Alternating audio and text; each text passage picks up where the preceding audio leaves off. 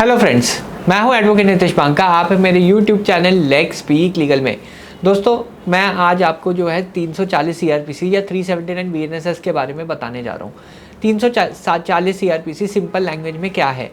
अगर कोई आदमी कोर्ट के सामने झूठ बोलता है या फॉल्स एविडेंस देता है तो कोर्ट खुद उसके अगेंस्ट क्रिमिनल एक्शन इनिशिएट करता है।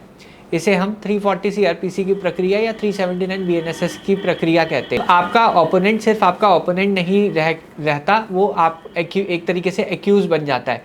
लेकिन यहाँ पे एक कैच, हर झूठ जो है परजुरी नहीं होता, और यही वो जगह है जहाँ लोग फेल हो जाते हैं। लोग क्या करते हैं? एप्लीकेशन डाल देते हैं, सर उसने झूठ बोला 340 लगा दीजिए, 379 बीएनएसएस की एप्लीकेशन लगा दीजिए। लेकिन कोर्ट क्या बोलता है? डिसमिस कर देता है सीधा सीधा एप्लीकेशन। ऐसा क्यों होता है? क्योंकि आप जो है कॉन्ट्राडिक्टरी मटेरियल जो है रिकॉर्ड पे ला ही नहीं पाए। रिकॉर्ड पे क्या क्या चीज़ें हैं वो आपको पता ही नहीं है, या फिर सिर्फ एलिगेशन ही प्रूफ होता है। कोई प्रूफ आपने अभी प्रूव किया नहीं आपने परजुरी, उससे पहले ही आप जो है एक एप्लीकेशन डाल देते हैं 340 या 379 बीएनएसएस की। यहाँ एक चीज़ मैं क्लियर कर देता हूँ, अगर आपके केस में आपको लग रहा है कि सामने वाला झूठ बोल रहा है तो तुरंत 340 फाइल करना सबसे बड़ी गलती हो सकती है। हर केस में ये पहले असेस करना क्या कॉन्ट्रडिक्शन लीगली स्ट्रांग है, क्या वो रिकॉर्ड के ऊपर प्रूव हो गया है, क्या टाइमिंग सही है, प्रीमेच्योर है, ये सब चीज़ें आपको असेस करनी पड़ेंगी बिफोर फाइलिंग 340 सीआरपीसी या 379 बीएनएसएस।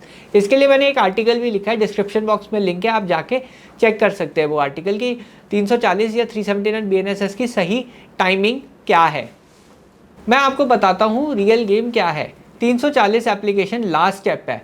गेम शुरू होता है क्रॉस एग्जामिनेशन से। आपको ऐसे क्वेश्चन डिज़ाइन करने हैं जो सामने वाले या तो वो सच बोले या झूठ बोले। दूसरा है कॉन्ट्रडिक्शन बिल्ड करना। एग्जाम्पल देता हूँ एक रियल केस का। वाइफ ने बोला मैं अनएम्प्लॉयड हूँ। क्रॉस में आपने उसकी क्वालिफिकेशन पूछी, एक्सपीरियंस पूछा, कब लास्ट काम किया, ये सब चीज़ें आप ऑन रिकॉर्ड ले आए।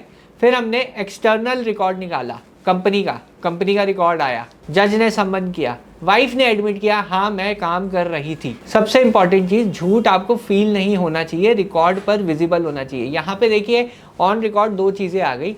एक तो वाइफ ने एडमिट कर लिया कि वो काम कर रही थी, और दूसरी कंपनी की डिटेल जब सम्मन कराई गई उसे कन्फ्रंट कराया गया। तो कन्फ्रंटेशन बहुत इंपॉर्टेंट है जब आप 340 सीआरपीसी या 379 बीएनएसएस डालते हैं। तो इम्पॉर्टेंट चीज़ ये है एफिडेविट में क्या बोल रही है और क्रॉस में कॉन्ट्रडिक्शन आ जाना चाहिए। कंप्लेंट और जो एविडेंस वो दे रही है उसमें कॉन्ट्रडिक्शन आना चाहिए। इनकम एफिडेविट और जो अर्निंग का प्रूफ है उसमें कॉन्ट्रडिक्शन आना चाहिए। ये सब अलाइन हो जाता है तब 340 सीआरपीसी का केस बनता है। तब आप 379 बीएनएसएस की एप्लीकेशन डालती क्या होती है, लोग जल्दी कर देते हैं। सही क्या है? जब जज साहब खुद फील करे कि झूठा हुआ है, वो आपको पता चल जाएगा। जब आप प्रैक्टिस में होते हैं तो आपको पता चल जाता है कि जज साहब क्या फील कर रहे हैं।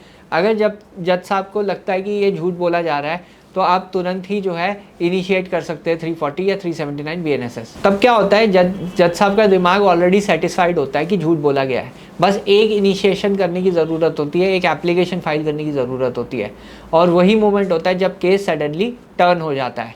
जब 340 इनिशिएट होता है तो ऑपोजिट पार्टी को समझ आ जाता है अब सिर्फ डिस्प्यूट नहीं, अब क्रिमिनल कॉन्सिक्वेंसेस हैं, और वहीं पे सेटलमेंट टेबल खुल जाता है। डाइवोर्स डिस्कशन स्टार्ट होता है, मेंटेनेंस स्टैंस चेंज हो जाता है।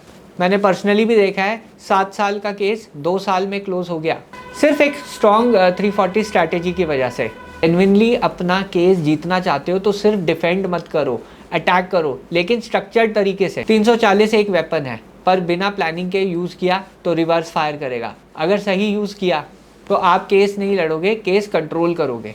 अगर आपको लगता है कि आपके केस में कॉन्ट्रडिक्शन है पर आप समझ नहीं पा रहे कैसे यूज़ करें, कमेंट कीजिए आपका अपना डाउट, मैं देखता हूँ, मैं उसमें जो है रिप्लाई करूँगा। तो गेस वर्क मत कीजिए, सही स्ट्रैटेजी जो है इस्तेमाल कीजिए।